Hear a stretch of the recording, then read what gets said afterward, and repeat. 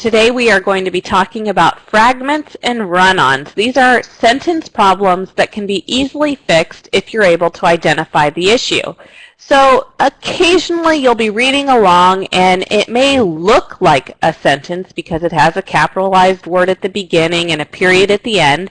But the problem is there are words missing that would allow it to be considered a complete thought or a complete sentence. When you have a clause or a fragment that is not expressing a complete thought, it needs to be fixed. Now, a fragment is also called sometimes a dependent clause, and that's when you have a subject and a verb, but it isn't a complete thought.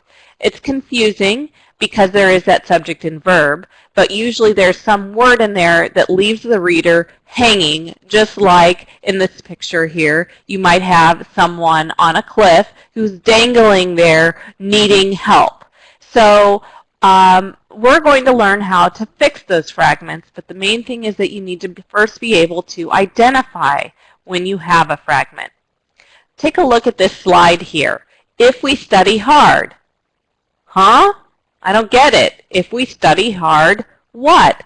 With fragments, your reader is often left going, huh? Something's missing. Oh, sorry about the fragment. If we study hard, we will pass. Notice we have here a dependent clause or a fragment, if we study hard, but all we had to do to fix it was add in the independent clause, we will pass. And now he's left saying, aha, now you make sense. That's all your reader is looking for you to notice that you have a fragment, add in the necessary information to correct it so that your sentence makes sense. Since I started taking classes. Well, what happened since you started taking classes? I started taking classes and such happened. Unless we study hard. This dependent marker, unless, makes the reader wonder what happened. If I don't understand, well, what will happen if you don't understand? And so easily fixed. All you have to do is add in an independent clause. Since I started taking classes, comma, I have had to improve my time management skills. We will not be successful in college unless we study hard. Notice that you can put your independent clause before your fragment or after your fragment. Both will correct the issue. If I don't understand, comma, there are many resources available to me for extra explanations like my instructors and online tutoring. One other thing I want to point out to you, when you have your dependent clause or your fragment at the end of the sentence, you don't separate with a comma.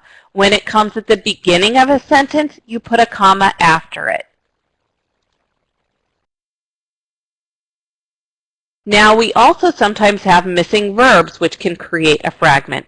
To change these fragments into sentences, we must make sure each has a subject and a verb. Being late for class. Left their books in the library. Rasmussen, a great place to get a degree. To make it to graduation. Each of these is an example of a fragment. Now let's take a look at how we would fix these. Being late for class makes a negative impression. Kim and Eric left their books in the library. Rasmussen is a great place to get a degree. My goal is to make it to graduation. Simple fixes that make a big impact. Now, run-on sentences are also a problem. It's so tiring to read sentences that go on and on and on and on. You have to be able to identify where to insert proper punctuation. Any word group with a subject and a verb is a clause. Remember, we have our independent clauses and our dependent clauses. Independent clauses stand alone. They are complete sentences. When two independent clauses are written together without proper punctuation, that's when a run-on sentence occurs. It's okay to have two independent clauses, but you must have proper punctuation between them. So if we look at this example, where would we separate these independent clauses? Exercise is a great way to relieve stress. I try to work out every day. Well, the natural pause comes after stress. So we have our first independent clause and our second independent clause. You can either put a period right there or insert other punctuation. I'll show you some examples in just a moment. I love to exercise first thing in the morning.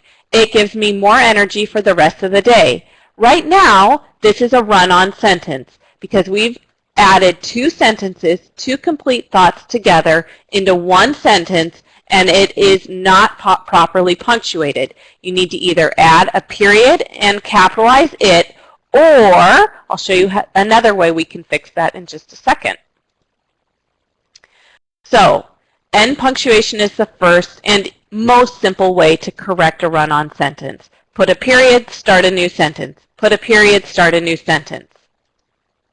Another option would be to add that semicolon. It acts like a period.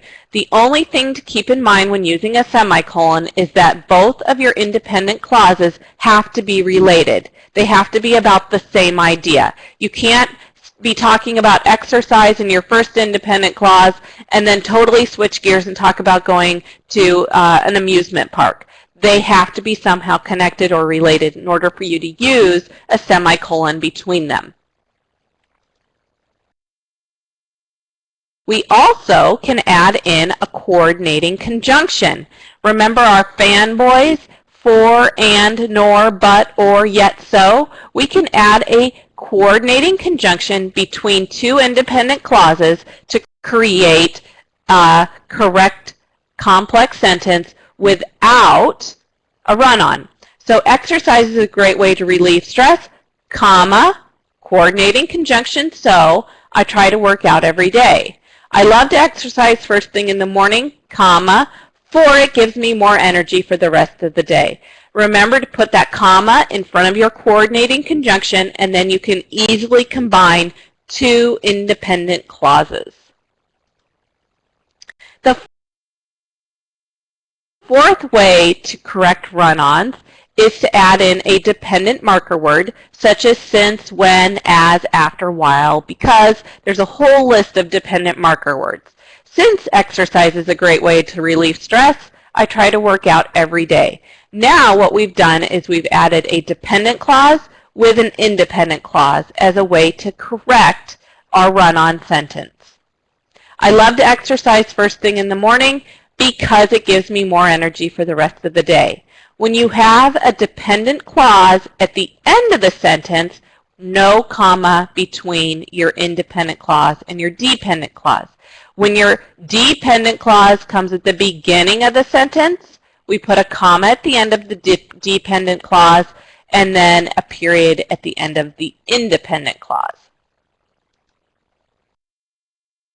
So, what is a sentence that has a subject and a verb and has punctuation at the end but does not have a complete thought? Quick review.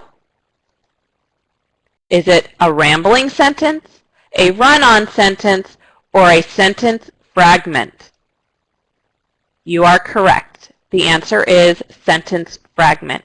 For additional practice and review, please visit your e-book and look up the chapters on sentence fragments and run-ons, and that will help you to better understand and practice with this terrific skill to develop so that you can write correct sentences from here.